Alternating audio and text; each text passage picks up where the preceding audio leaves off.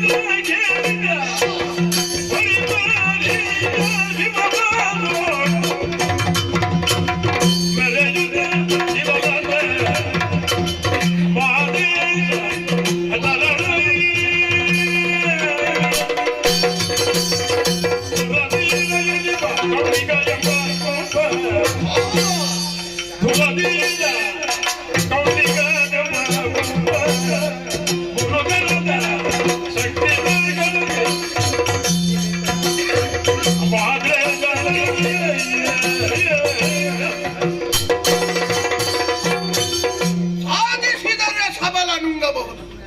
ಇದನ್ನು ಪ್ರಪಂಚ ಮುಖಕ್ಕೆ ತೋರಿಸಿಕೊಟ್ಟವ ಈ ಕೌಂಡ್ಲಿಕ. ಒಂದು ಕಾಲದಲ್ಲಿ ನಮ್ಮ ಕುರಿತಾಗಿ ಯಾರೂ ಗೌರವ ಲಕ್ಷ್ಯವನ್ನು ಹೊಂದಿರಲಿಲ್ಲ, ಯಾರಿಗೂ ನಾನು ಬೇಡವಾಗಿದ್ದವ.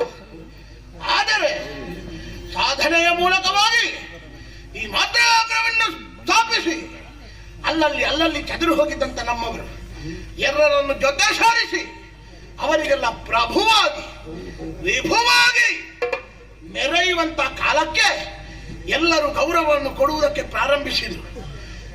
ಈ ಕೌಂಡ್ಲಿಕ ಏನು, ಸಾಮರ್ಥ್ಯ ಎಷ್ಟು ಎನ್ನುವುದನ್ನು ಎಲ್ಲರೂ ಅರ್ಥ ಮಾಡಿಕೊಳ್ಳುವುದಕ್ಕೆ ಪ್ರಾರಂಭಿಸಿದರು.